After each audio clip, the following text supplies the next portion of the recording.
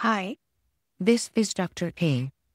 Today, I will discuss unsolicited opinions and comments.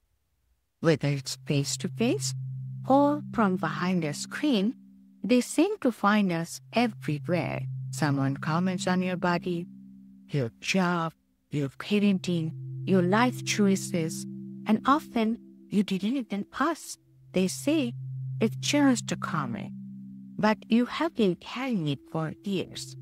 In this video, I will explore why people feel the urge to comment, what it reveals about their inner world, how those words impact our psyche, and most importantly, how to protect your peace.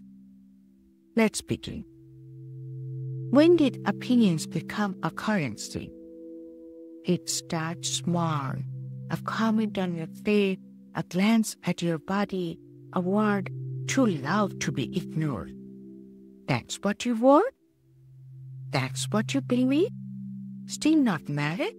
Did you gain weight? Why don't you smile more?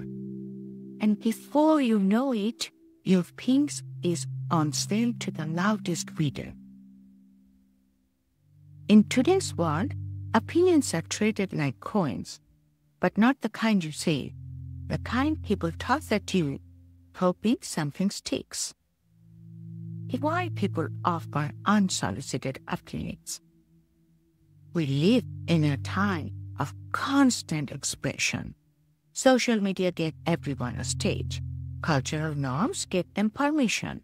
And now, commentary flows like oxygen, unfiltered, uninvited.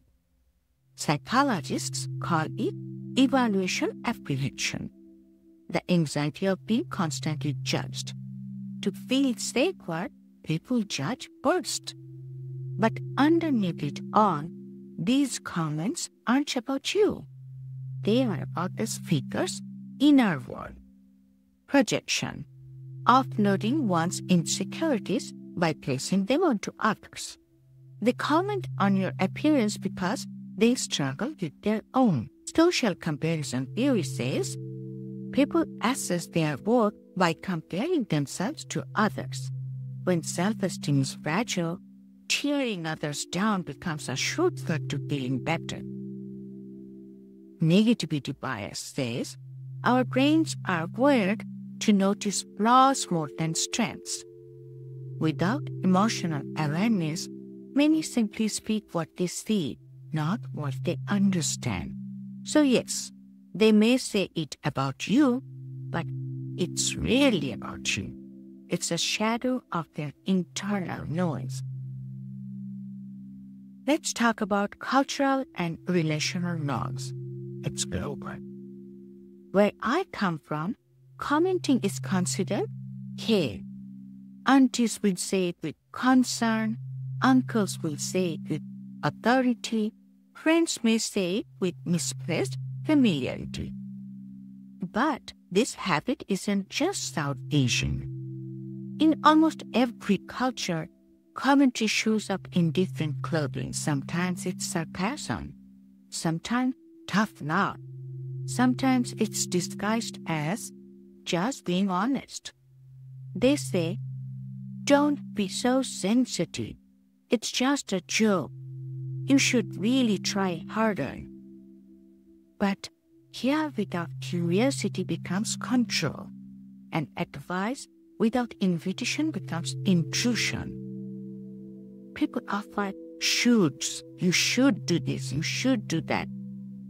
But they offer it instead of support. They offer control instead of connection. The emotional cost, these are not harmless.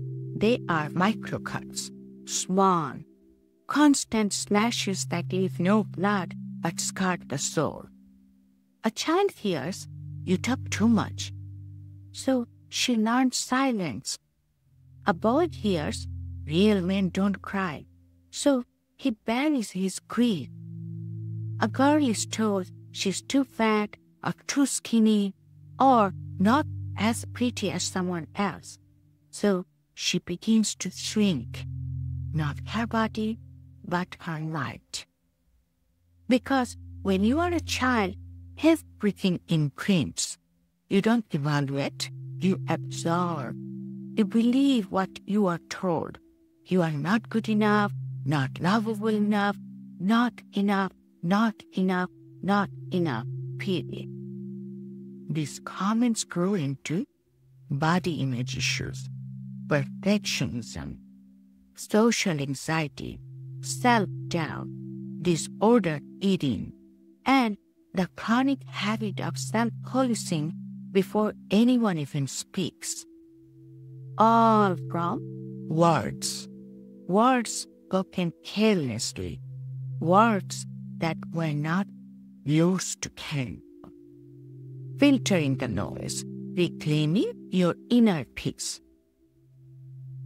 It's about what you can do. Here's what I tell my patients and myself. Not all noise deserves a room in your mind.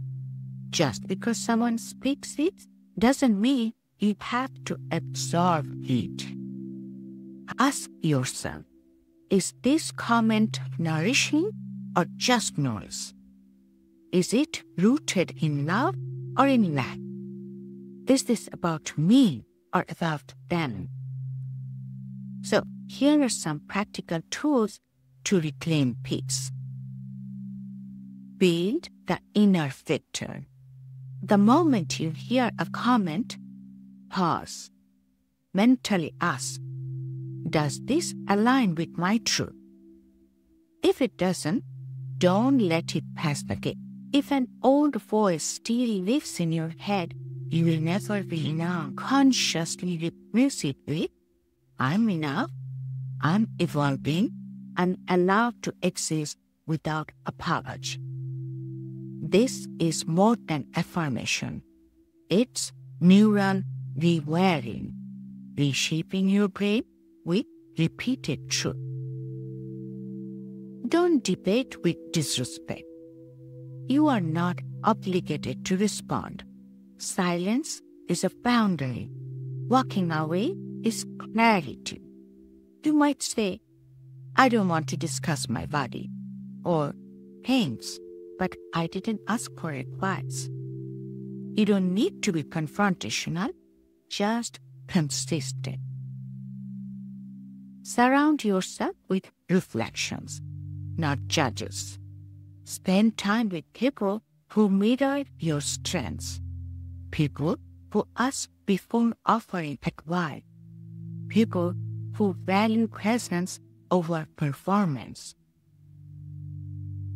The signs of quiet power. Research shows that psychological flexibility, which is the ability to stay rooted in your values while navigating discomfort, builds resilience. By pausing before reacting, you engage your prefrontal cortex, the brain's wise leader. You learn to observe without absorbing. You practice quiet power. So, next time someone says, you should, you shouldn't, why are you like this? Pause, breathe, and remember, their opinion is a reflection of their world, but your peace is the center of yours. You are not here to decorate someone else's expectations. You are not a canvas for their commentary. You are whole. You are worthy, even if someone says you are not. And in a world where opinions are currency, your peace is gold, and you are no longer for sale. Thank you.